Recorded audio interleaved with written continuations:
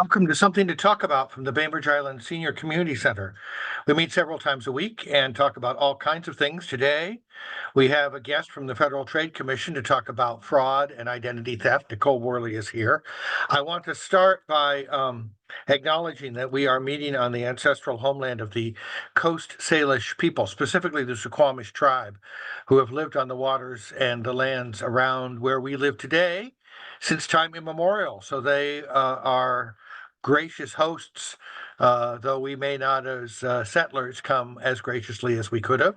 So we have the opportunity to learn from them about stewardship of these lands and waters. I also want to thank Fieldstone Communities of Bainbridge Island, which sponsors Something to Talk About, and they offer assisted living, independent living, and memory care up on Rolling Bay.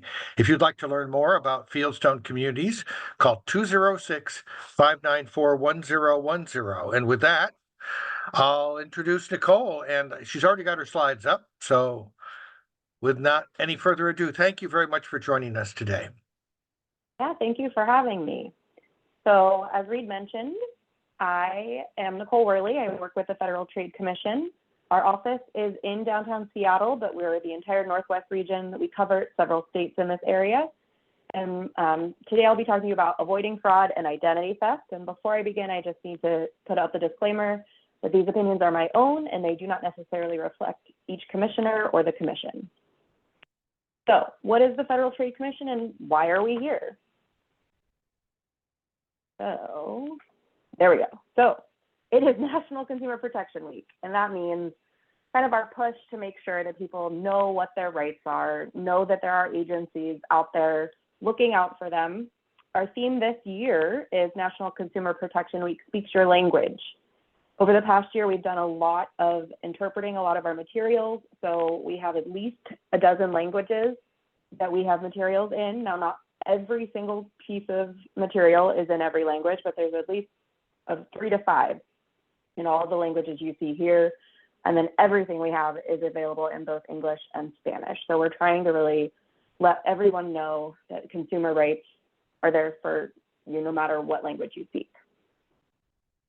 So what is the Federal Trade Commission? We are the nation's consumer protection agency.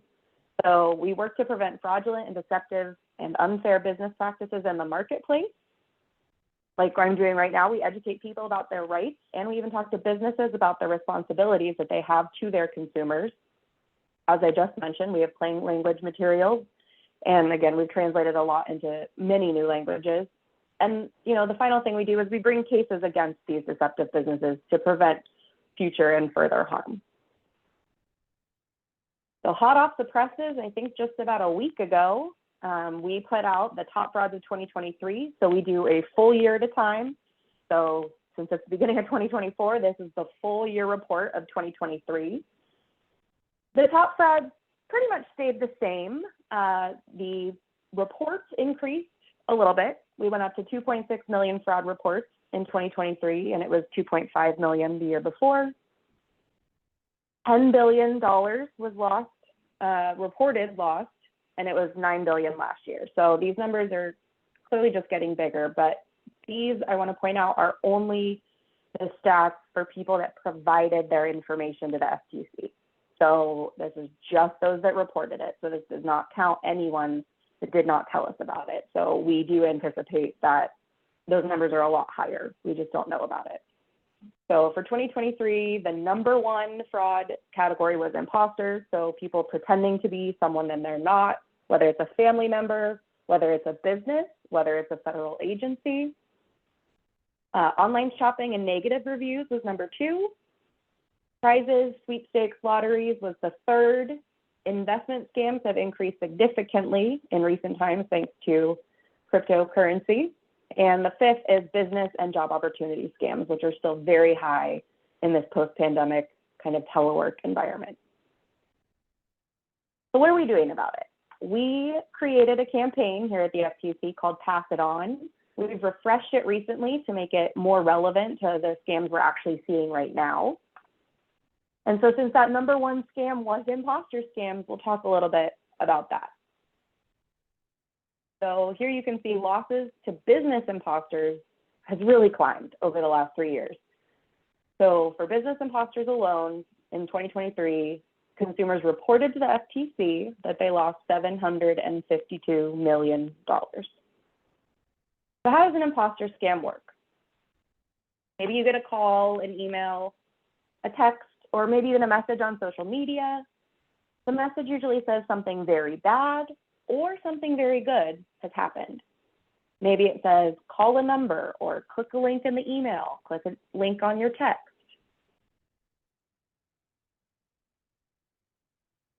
What happens next?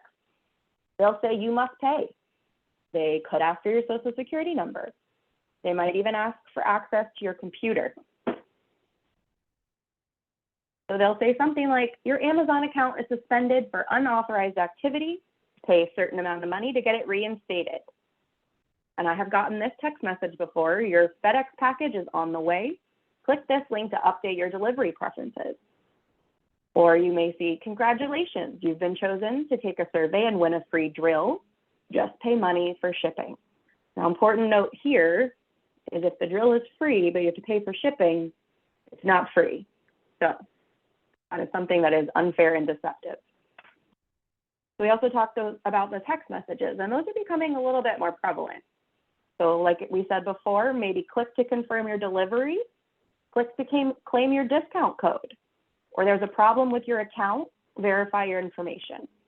Now, I do want to point out that sometimes if you have signed up for text alerts, these may actually be valid text messages, but normally you know you're getting a package delivered. You know that you just put in your email address and you just put in your cell phone number on the website and you get the code in your phone. So just pay attention. It's usually unsolicited text messages or emails or phone calls, things that you did not ask for that are the scam. So another way to recognize the scam is how they're going to ask for money.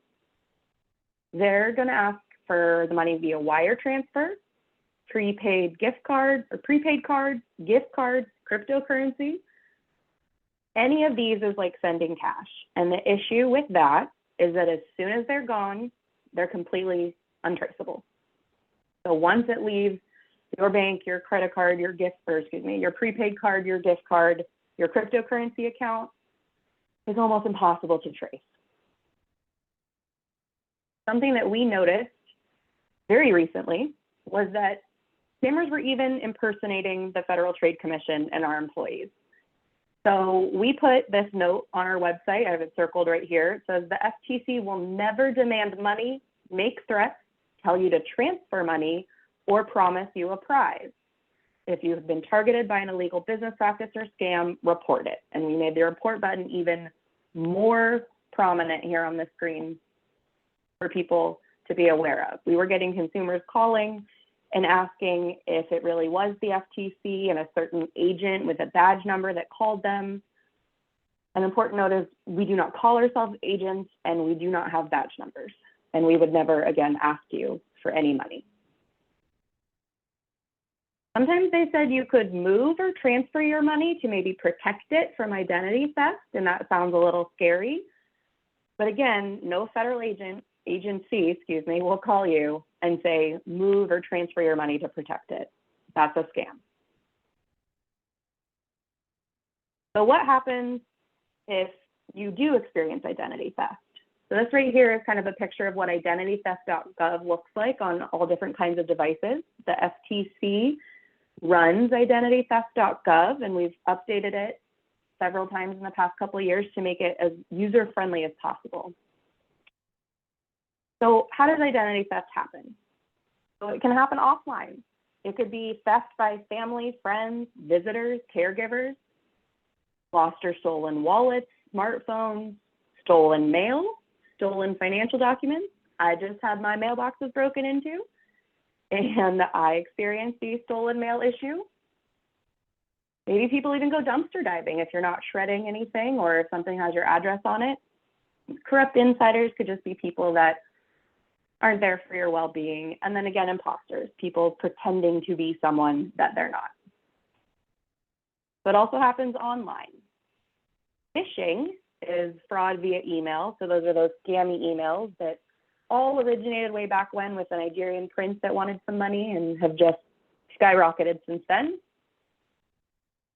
Missing is fraud via text message, like we talked about. And then there's also data breaches. So if you have willfully given your information to a company and then that company experiences a data breach, your information could be exposed. And there's also skimming and shimming, which is copying credit debit cards. I think the most common that we've heard about is there'll be like little readers over credit card scanners at gas stations is sometimes where that happens. And so that's something where they're skimming your credit card information. So that was scary, right? There's a lot of ways that your identity can get stolen. But what can we do to avoid it? So we're going to secure personal documents. We're going to shred documents when we no longer need them. Never share personal information. Now, I do understand, like I said, you do sometimes need to give your personal information to a reputable company, especially, for example, a doctor's office.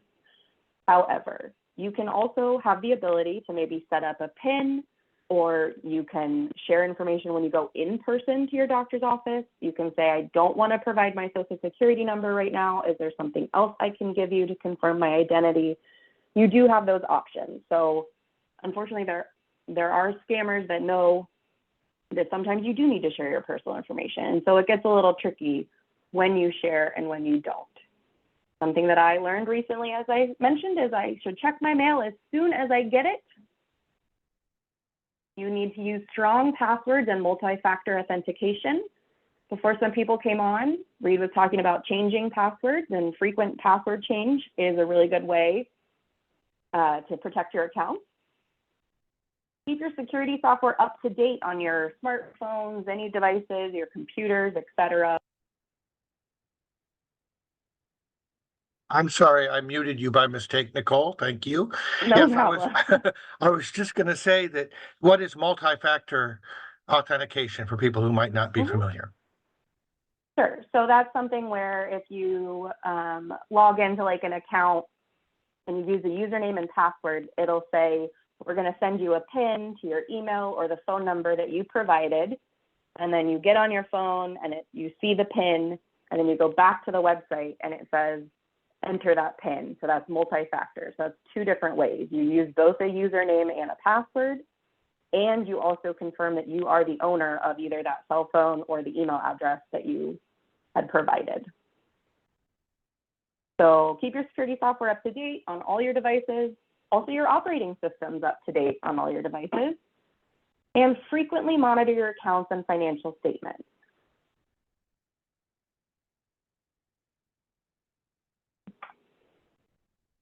So to protect your privacy and personal information, something you can watch for is if you start getting mail maybe with an incorrect name, or you get an email and it doesn't have your right address, or if your social security number shows up on some documents that you were unaware of. If you check your credit report and you see unknown accounts or balances that you're not aware of, that's something to note and start to take action on. Or if you start getting a high volume of inquiries from companies that you've never contacted, right? So this is unsolicited contact. So if some company keeps calling you and saying that they want to follow up on your application or something, that's a clue that maybe somebody has used your identity. So what are some action steps that we can do? Like I mentioned, you can review your report from each credit bureau, and then you can contact them to fix any mistakes. So post-pandemic, each credit bureau has allowed every person to check their credit for free once a week. So it used to be once a year. It's now once a week due to all the scams and et cetera that was on the rise during the pandemic. So right now it's still once a week. And again, you can check all three. They all share slightly different information, but if you check all three, you'll cover your bases. So you can also, to do that, you can go to annualcreditreport.com. That has links to each of the three credit bureaus that are reputable. And this is you checking your credit report, not your credit score. So this shows everything that's been opened in your name, whether it's like bank accounts, home loans, car loans, those kinds of things. Credit cards, it'll show all of those things. So if you see that you have a credit card for Bank of America that you never opened, you need to contact the credit bureau to report that that is not your account. So what are some other things you can do? You can change the privacy settings on your browser, smartphone, other applications, and anything connected to the internet. You can also opt out of targeted ads and data broker sites that sell your information, and always connect to secure internet connected devices. So if you're in a public place and it's public Wi-Fi and it's not password protected, that's something that is a little more risky, and we would suggest only to connect to password protected website, or excuse me, internet systems. So here's some other things you can do. You can set up fraud alerts. So that means that lenders have to contact you before they open up any new credit type thing in your name. It's free, and it's available to anyone, whether or not you suspect you may be affected by identity theft. It lasts a year, and to place a fraud alert, you only have to contact one of the 3 credit bureaus. But there's also a credit freeze, which restricts access to your credit completely. So this means it is also free. Anyone can do it. It does last until you lift it. However, we've heard that people have been asked if they want to only do it for a certain amount of time, but you can say indefinitely until you lift it. You have to contact all 3 credit bureaus to do this. So the important thing to note about this is if you freeze your own credit, you also cannot use your own credit. You can still use your credit card, you can still pay on your mortgage, but you cannot buy a new house, you cannot buy a new car, you cannot open a new credit card. You have to call all 3 of the credit bureaus, unfreeze your account, open the thing you want to open, and then call them back and refreeze it. So it is a little bit of a hassle, but it does prevent anyone from being able, including yourself, to open anything in your name. So like I mentioned, we run identitytheft.gov. It's a great resource if you suspect you've been a victim of identity theft. This is an actual screenshot of the web page right here. Report identity theft and get a recovery plan. Get started. That's what you click on to start moving forward. We'll ask you some questions. Which statement best describes your situation? I want to report identity theft. Someone has my information, something else, and it takes you step by step through the process. And at the end, it spits you out a report. So you get an identity theft report and you get a recovery plan. You also get a report number. So if maybe your mail got stolen or your identity got compromised in some other way and you want to also alert the police department, you can take that report number from the FTC and you can also put that in your police report. The police do have access to our database, and then referencing that identity theft report number really ties it all together so they can have all that information in one place. So the other thing I said that we do is we take action, right? So these are some recent headlines pulled from the FTC website. I think it was just last week, FTC challenges Kroger's acquisition of Albertsons. So another part of our agency is kind of protecting competition across U.S. businesses. And so the FTC has decided that maybe we want to look at the acquisition of Kroger's acquisition of Albertsons before we combine some things, because that may make some effect on prices and the competition in the grocery store market. We also announced a claims process for small businesses harmed by the payment processor First American. This was specifically related to small businesses that applied for the PPP loan during the pandemic. This company reached out to small businesses and claimed that for a fee, they would help them apply for this loan. They then pocketed that fee and often did not submit their names for the loan. So they were then out money. And so the FTC announced that some of these small businesses can claim a reimbursement for that. And since it's tax season just about now, we also found that TurboTax free is not necessarily free for most people. And so that was kind of misleading and deceptive. And so they've had to kind of change their language to show like who it's free for and what fees would be associated for what level you're looking for. So what can you do to help yourself, your community, and others avoid fraud. You can start a conversation. You can keep talking about what we talked about today. You can talk about it over Meals on Wheels. You can talk about it any other senior center presentation you may attend. Share what you know, share what you learned, maybe even your own experiences. I'll share one where I had a friend who I think at the time was in her late 20s. And I know a lot of people think that sometimes scammers go after older Americans, but they go after everyone. And so she was in her late 20s, and I called her and I was like, what's up? And she said she was on her way to the store because Amazon called and said her account was frozen and she needed to go buy gift cards to reactivate her account. And I told her to pull over and like make sure that she was in a safe place. And this was not Amazon calling. Amazon would never call and ask you to provide gift cards to unfreeze your account. So it happens to everybody, and it was very urgent. It was scary. They were playing on her fear and emotions. I mean, sometimes they even also threaten arrest. They put a fake police officer on the phone and maybe say that there's a warrant out for your arrest. They're trying to scare you and get you to not think about it and to act fast.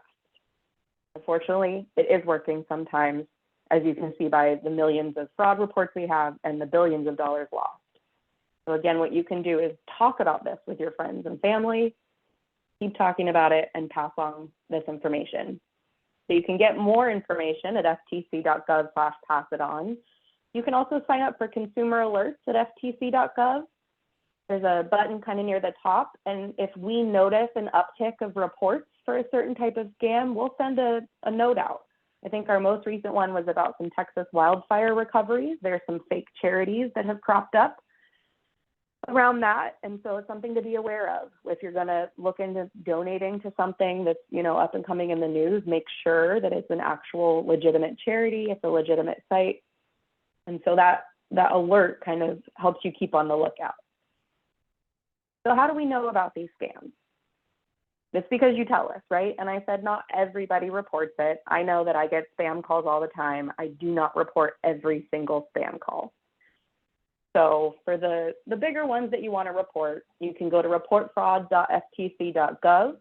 It has a step-by-step process, just like the identity theft one I showed you. It takes you step-by-step, gives you a report number, gives you next steps on what to do.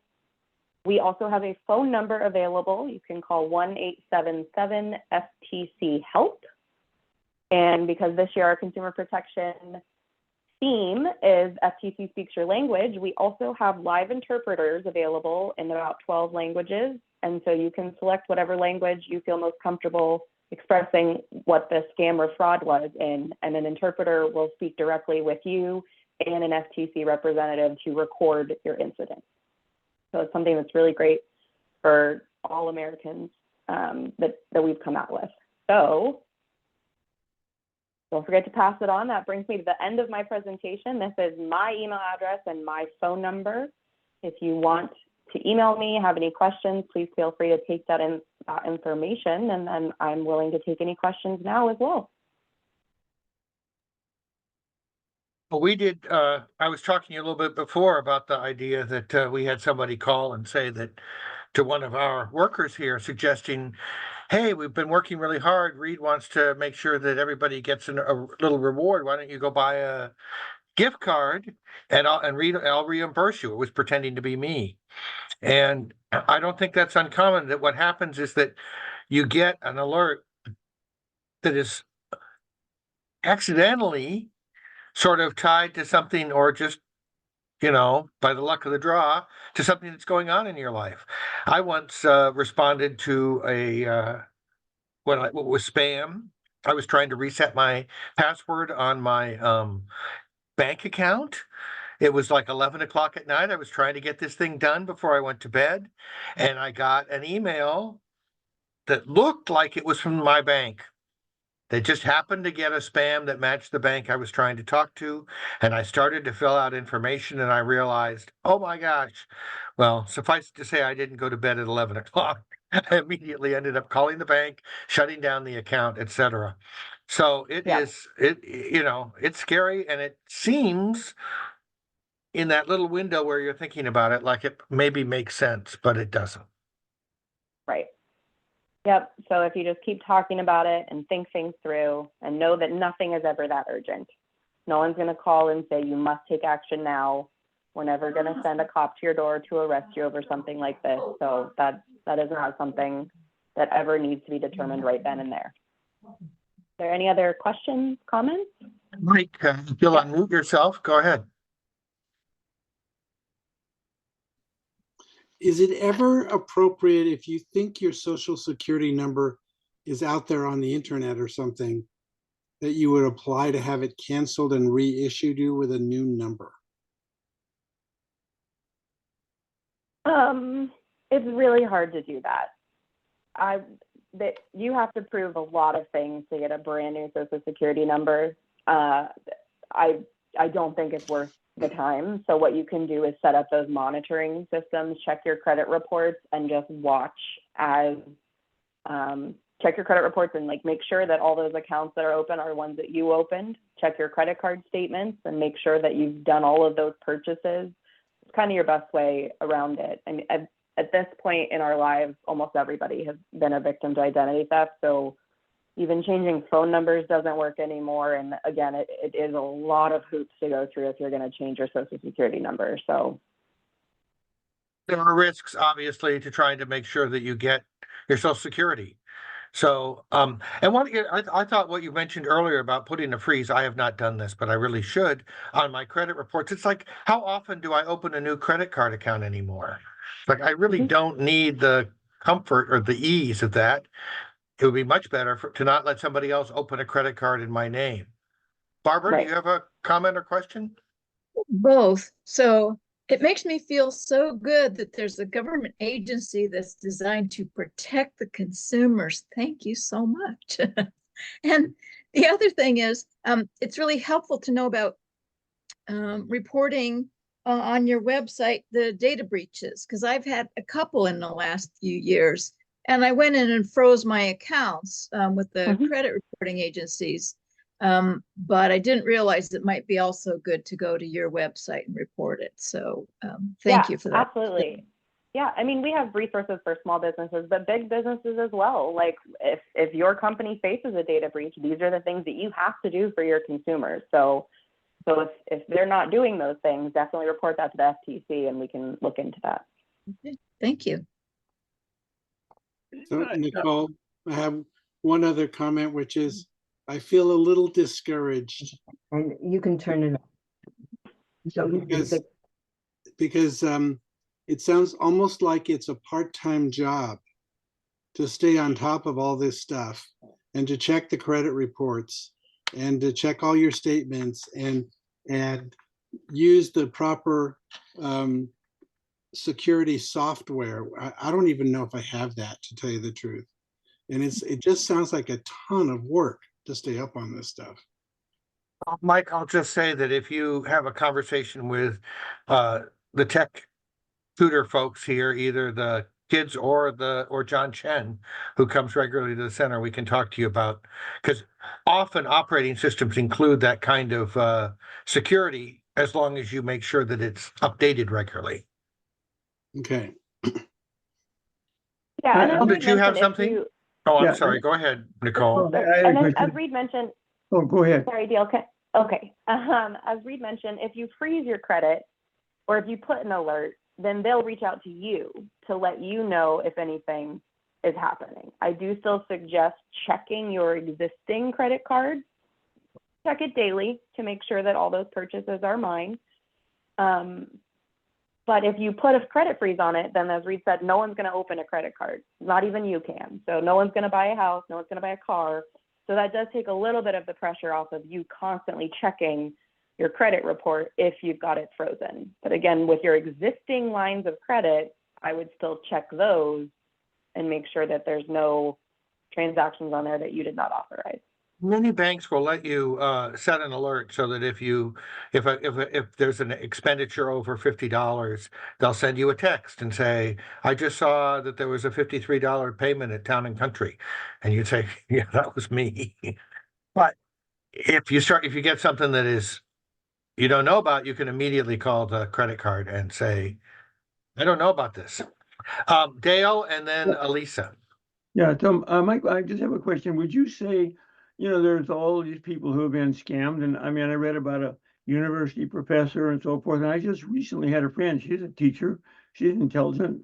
She just ignored all the red flags looking back, right? So my question to you is, I talked to some other people about it, and they're sort of saying, "Oh, this has never happened to me." That's just what she said. This would never happen to me. I'm on top of this stuff. So my question to you is, would you say that a lot of the people who have been scammed were, quote, on top of all this stuff and they still got scammed? Absolutely. It has nothing to do with whether you're on top of it or not. And again, I think the thing that really happens is they play to your emotions. Mhm. They tell you you're in danger. They tell you can't get your money. They tell you we're going to arrest you. And it makes you stop thinking normally. It puts you into panic mode. And then even if you really were on top of all of it, suddenly you're freaking out because you think you're going to get arrested. And so you're giving over your social security number. And by the time you realize what it is, it's not a real thing. So I think just the important thing to know is that it's never an emergency. So if someone calls you and pressures you to provide information immediately, that's a scam. Yeah, with her, it was that her bank account had been compromised, her identity theft, and she needed to take out some money immediately for her weekly expenses. She didn't say how much. I'm guessing several $1,000s probably. And then she was to go to a cash machine and they would open a new safe account for her. But another big red flag, she bought Bitcoin. I thought, holy smokes, Bitcoin to me. I mean, I would be running for, but yeah, exactly. Like no bank would ever, no federal agency, no bank would ever say, take money out of our bank and go buy Bitcoin. That is not something that we would ever do. So that is definitely a scam. Yeah. Okay. Thank you. I have other friends who I've talked to, and everybody's saying, "Oh, it never happened to me." And I'm trying to say, everybody is vulnerable. Don't think that you are not. If you think you are not, you are probably more vulnerable than if you are, questioning. And my friend is like me in her 80s. Maybe she's getting senile. Maybe I am. I don't know. What? You can be 20, as Nicole said, and get, I mean, it's not age specific. It's like COVID, it's out there. Yeah, and I think fear and emotion are the big things that you said that make sense to me. Is that somehow Yep. they tapped into her some fear, some insecurity, some anxiety, whatever. And I will mention one other thing about this is that she finally got help that was going to protect her, and it was somebody Good. impersonating the Federal Trade Commission, and he had an identity card that he showed her, which of course was fake, right? Mm-hmm. I know, it's really hard. So it was scam piled on scam. Yeah. Okay. Thank you. Alyssa? Hi, I'm from California. I'm totally not related to you all at all. I just saw this session online, and so I joined because later this week, or sorry, next week, I'm going to be hosting a session that's just kind of on like cybersecurity best practices, and I thought that I could learn something from all of you, and I definitely have. And so I wanted to just respond to Mike's comment, and then Reed, you kind of got ahead of it. But yeah, with setting alerts on your bank, like a lot of the stuff you can do proactively. So the way I have mine set up, and I know a lot of major banks do this as well, anytime anyone makes any transaction on my account, even if it's, $1, I just get a text on my phone, and it saved me a couple of times because I'll get a text in, sometime when I'm not out shopping, and it'll say someone just spent $20 on Amazon or something like that. And luckily, every time it's happened to me, it's been either my mom or my sister using my card on accident. But it's actually been pretty easy. So that's something that I totally would encourage you to do. But I guess, and maybe Nicole, you have some advice on this too. Like one of the main things I hear is that yes, like cybersecurity just seems super overwhelming, and it seems like there's so much to do.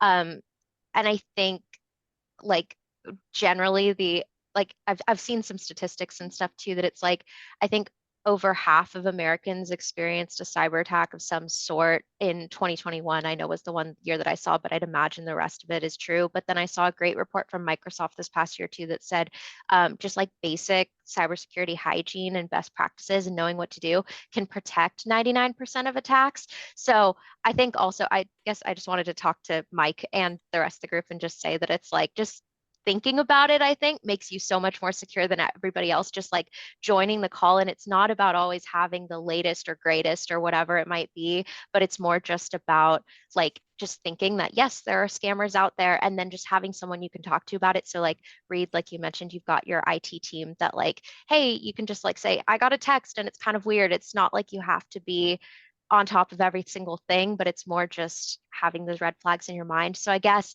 sorry for my long-winded speech and creeping on all of you, Great. but Nicole, I guess if you just had kind of like one place to start, or it was like, if I'm going to do one thing today, what is it would you recommend that I do?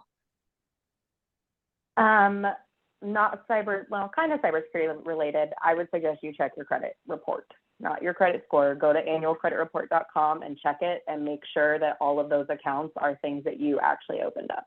That's a really good place to start. And then, you know, you can make sure your operating systems are up to date, like you've done the latest, maybe Apple iOS update kind of thing. You know, if it's still pending and you still haven't updated, that's something that you could, instead of keep pushing it off until you're on Wi-Fi, you could do it. So I think that that's a really good point. And also, when you do sign up for email alerts or text alerts from reputable sources, you're opting in, and then you can even save that number in your contacts, and you can say, like, this is my bank contacting me. So if perhaps you get a spam message that thinks it's Bank of America, now normally you can tell it's like a bunch of numbers and somebody's name from the text. It's not your bank. But if it's a message that says you spent $50 on Amazon, click here to confirm, and it's not from the bank number that you put in your contacts, don't click on it. And you can then go to your bank. You can go into your bank directly. You can go to your app that you know to get to your bank. So go to the way you know how to contact your bank and confirm whether that is a thing or not. If it is, great, but it would have come from what you saved in your contacts. So yeah, Great advice be on the lookout for is if you initiate and go to yourbank.com, or you call the number on the back of your credit card. Yes. And if somebody starts to talk to you or communicate with you, you say, okay, I'm going to call you back. And then you hang up from them and you call the number you know is good. Yes. If they give you a number, it's probably just somebody who's in on the game. Right. Awesome. Thanks both. Mike, another comment? Yeah, I had a bad experience about 9 months ago where it looked like someone had seen one of my checks and had made a Xerox copy of it, and then had blanked in a different name and a different amount, and used the remote deposit option on a lot of people's phones have and stuff like that. And I spotted it and luckily didn't end up losing any money over it. But it was such a slick thing, you know, because, you know, I guess it's an argument to use, or is it an argument to use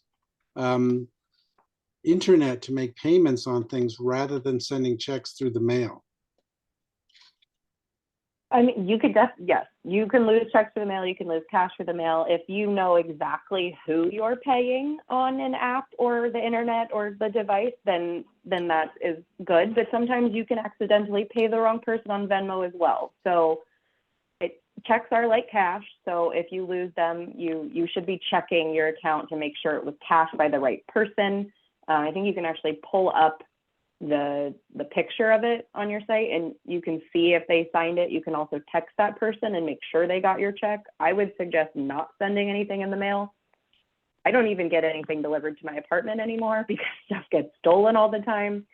So I just think that it's easier to just not send money, not send cash, not send things like that.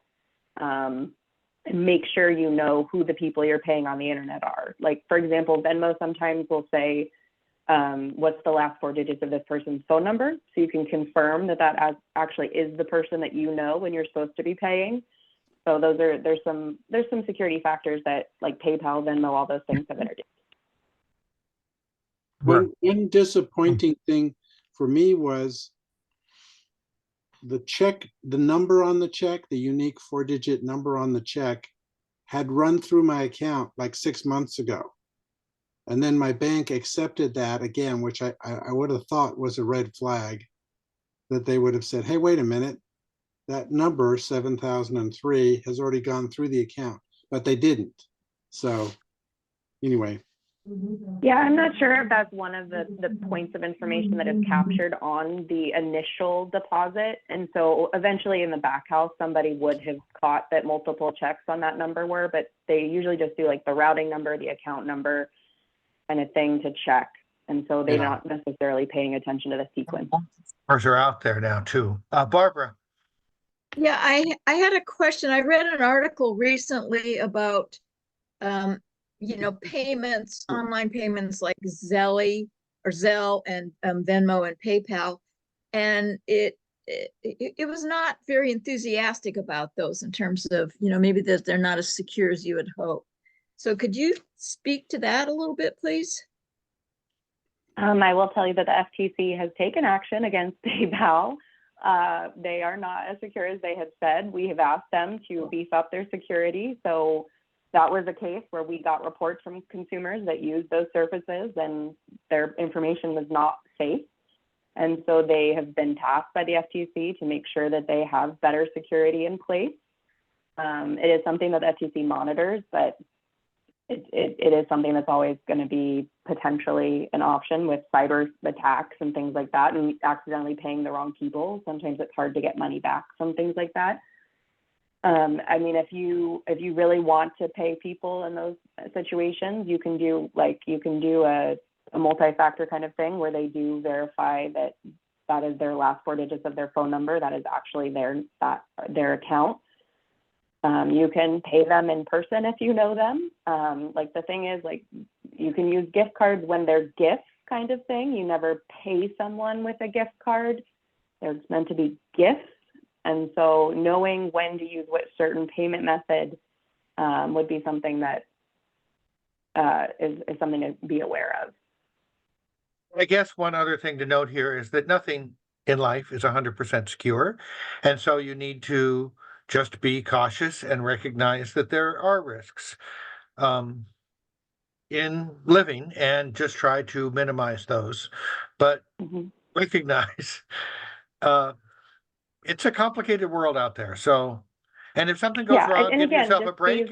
And the more money that's involved, the more careful you should be.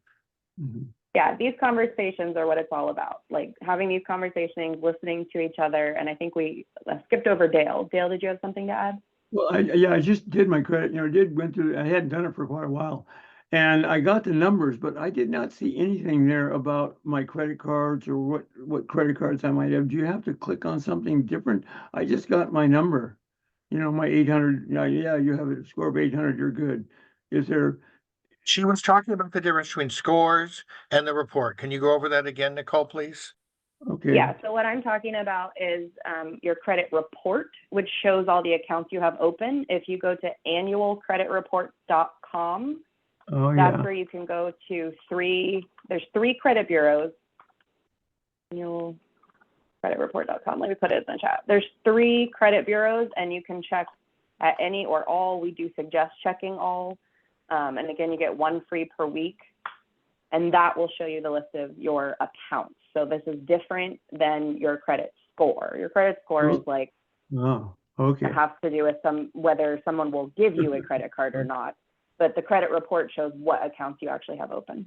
Yeah, well, that was a mistake from a number of points, probably because I didn't get the information I really wanted. But also, it turns out that Experian, the day after I got my free credit score, I had a charge for my wife and I for $27.95. And it was going to be every month. So you can say, oh, you clicked on the wrong thing. I may have, but I'm pretty careful.